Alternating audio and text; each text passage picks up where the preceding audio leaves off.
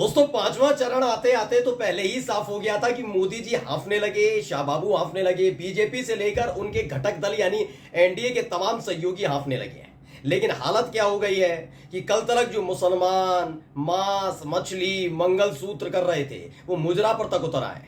लेकिन हालत ये नहीं है। सिर्फ आप सोचिए, जिस व्यक्ति पर गंभीर आरोप लगे हैं कि वो छोटी छोटी नाबालिग बच्चियों से दुष्कर्म किया करता था, उसका साथ लेना पड़ रहा है सिर्फ सत्ता पाने के लिए, और वो भी उस राज्य के अंदर जिस राज्य में बीजेपी के प्रत्याशियों को कूटा जा रहा है, खदेड़ा जा रहा है, लताड़ा जा रहा है, मारा पीटा जा रहा है। जी हाँ, मैं बात कर रहा हूं राम रहीम की, जिसे बीजेपी वाले बाबा कहा करते हैं, उनके दरबार में माथा टेका करते हैं। लेकिन आखिरकार उसको जेल की सलाखों के पीछे जाना पड़ा क्योंकि उसके आश्रम में गंदा धंधा चला करता था। लेकिन अब जब इस चुनाव में हर तरफ से उनके प्रत्याशियों को मारा पीटा जा रहा है, तो आखिरकार इसी बाबा राम रहीम, माफी चाहूंगा, दुष्कर्मी राम रहीम से मदद की दरकार लगानी पड़ी है।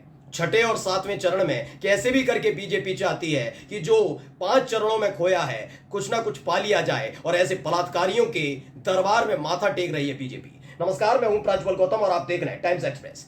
राम रहीम किसी ऐसा नहीं है कि उसको इंट्रोडक्शन की जरूरत है, उस पर फिल्म बनी है आश्रम, सबने उसके घिनौने काम को देखा है। ये सब जानते हैं कि इस देश के अंदर आसाराम बापू हो या राम रहीम हो, चिन्मयानंद हो, ऐसे लोग जो भगवा पहनकर या फिर बाबा और संत बनकर नाबालिग बच्चियों के साथ क्या कर रहे थे, ये पूरे देश ने देख लिया, पूरी दुनिया ने देखा है। अब वही राम रहीम से अपील की गई कि कोई नहीं, आप ही साथ आ जाइए, आप ही अपने भक्तों से, अनुयायियों से कहिए कि बीजेपी को वोट दें। और लीजिए, डेरा सच्चा सौदा यानी राम रहीम का वो आश्रम जहां पर गंदा धंधा चला करता था, उस आश्रम की तरफ से ऐलान किया गया कि बीजेपी को वोट कास्ट कीजिए। इस वक्त की बहुत बड़ी खबर आप तक पहुंचा रहा हूं। सबसे पहले देखिए, एबीपी ने खबर छापी, क्या लिखा, डेरा सच्चा सौदा ने बीजेपी को दिया समर्थन, यानी छठे चरण में 10 सीटों पर एक आध सीट जीतने के लिए ऐसे बलात्कारियों के सामने माथा टेकने को मजबूर है बीजेपी। अब सवाल यह उठता है कि महिलाओं के सम्मान में बीजेपी मैदान में बेटी बचाओ बेटी पढ़ाओ इन नारों का हुआ क्या ये जुमला थे?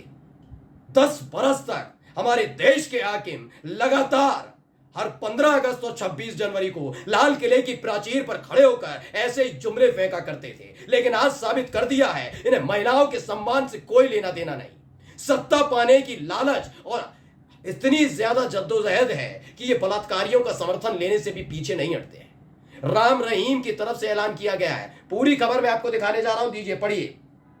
यह खबर हिंदुस्तान ने छापी, क्या लिखा, हरियाणा में गुरमीत राम रहीम का डेरा सच्चा सौदा देगा भाजपा को समर्थन, हनीप्रीत ने किया ऐलान। हनीप्रीत हर कोई जानता है, हनीप्रीत कौन है?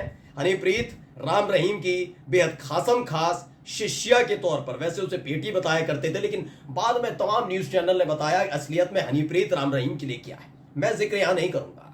हनीप्रीत जो आज का डेरा सच्चा सौदा चला रही है, उन्होंने ऐलान किया कि बीजेपी को समर्थन दिया जाएगा डेरा सच्चा सौदा की तरफ से। अनुमान लगाया जाता है कि हरियाणा की जो 10 सीटें हैं उनमें से 8 सीटों पर इसी डेरा सच्चा सौदा यानी राम रहीम का प्रभाव है या था, पता नहीं, लेकिन जितने भी अनुयायी हैं, अगर उनमें से बीजेपी को समर्थन दे दिया तो मतलब मानकर चलिए कि बची कुची जो साख है वो थोड़ी बहुत बच जाएगी, यानी जमानत जब्त होने से बचेगी। सिर्फ इतना ही होने जा रहा है बीजेपी के साथ, क्योंकि बीजेपी के प्रत्याशियों के साथ किस तरह का सुलूक किया जा रहा है मैं अपनी पिछली वीडियो में आपको दिखा चुका हूं। मारा गया, कूटा गया, लताड़ा गया, पत्थर फेंके, लाठी डंडे लेकर दौड़ाए गए।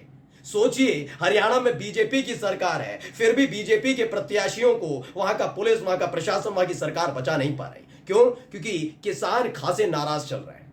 किसान बहुत दिनों से नाराज थे। याद करिए कि पंजाब में आ रहे थे किसान, शंभू बॉर्डर हरियाणा का रोक लिया, खट्टर मुख्यमंत्री, कहते हैं गांव गांव जाकर कहलवाया गया पुलिस के जरिए कि किसानों का किसी ने समर्थन किया, उनके जुलूस में, उनकी रैली में, उनके जो ये पूरा मार्च चल रहा है, उनके आंदोलन में अपने ट्रैक्टर भेजे, पासपोर्ट रद्द करा देंगे, सख्त कार्रवाई होगी। उस वक्त किसानों ने घूंट पी लिया था कि बस मौके का इंतजार है, और आ गया ना मौका। इस लोकतंत्र में बीजेपी कितना ही चाहे कुछ कर नहीं सकती। तो आखिरकार किसानों ने सबक सिखाया। अब बीजेपी क्या, दिल्ली में बैठे ये मोदी, शाह, नड्डा, बीजेपी के तमाम आला कमान, हाई कमान, ये समझ गए हैं कि भाई हरियाणा में दाल गलने वाली नहीं है। इसलिए हाल ही में एक इंटरव्यू भी आया था अमित शाह का, याद करिए, पंजाब और हरियाणा का जिक्र तक नहीं किया कि वहां कितनी सीटें जीतने जा रहे हैं। हर तरफ का कर लिया था, हर तरफ, उत्तर प्रदेश, गुजरात, मध्य प्रदेश, छत्तीसगढ़, झारखंड, राजस्थान, महाराष्ट्र, पश्चिम बंगाल तक का जिक्र कर लिया, लेकिन हिम्मत नहीं हो पाई थी कि हरियाणा और पंजाब में बीजेपी कितनी सीटें जीतने जा रही है।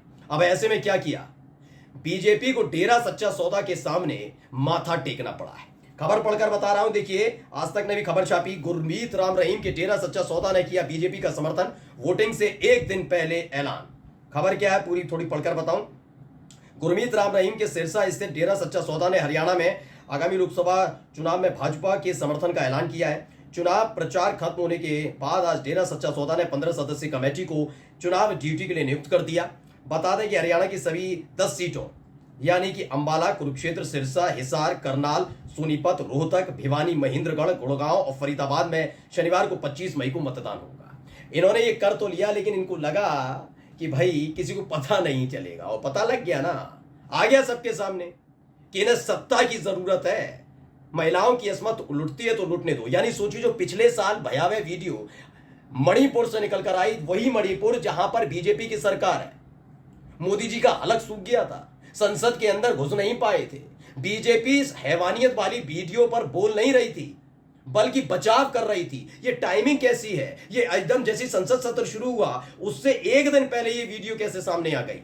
ये नहीं कह रहे थे कि हाँ हमारे शासित राज्य में, हमारी पार्टी शासित राज्य में घिनौनापन हुआ, ये महिलाओं का कितना सम्मान करते हैं, पिछले साल इनकी पोल खुल गई थी। और अब तो आगे आकर पता लग गया है कि अगर सत्ता के को पाने के लिए इन्हें किसी भी गलीच से गलीच आदमी के सामने झुकना पड़े तो ये वो कर सकते हैं। करवाइए योगी आदित्यनाथ से, माफिया, बाहुबली सब मिटा दिया, बहुत बड़ी बड़ी बातें करते हैं ना। मुझे आज जानना होगा हरियाणा में, क्योंकि हरियाणा की बच्चियां नहीं हैं जिनके साथ गलत काम करने का आरोप सिर्फ राम रहीम पर है, बल्कि अपने आश्रम में धंधा चलाने का उस पर आश्रम है, बिल्कुल आरोप लगा है, आश्रम में वो धंधा चलाता है। इस बात का पूरा सबूत सामने आ चुका था, और उसके बावजूद उस आदमी का सपोर्ट लिया गया।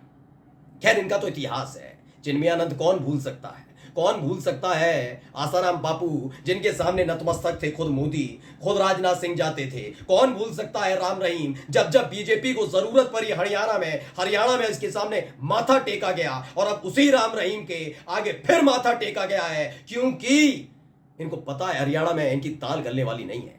फिलहाल जो इन्होंने किया है ना, वहां कितना असर पड़ेगा हरियाणा में इस डेरा सच्चा सौदा के ऐलान के बाद, ये तो 4 जून को पता लगेगा। लेकिन 1 जून यानी जब 7वें चरण का मतदान होगा, और जहां जहां होगा बीजेपी की इस करतूत पर से पर्दा जो हटा है उसका असर भी देखने को मिलेगा। यानी इनकी सारी की सारी जो कहानियां थी वो धरी की धरी रह गई है। अब लोग पूछने लगे हैं कि ऐसे ही है महिलाओं के सम्मान में बीजेपी मैदान में, या ये भी एक जुमला है। नमस्कार।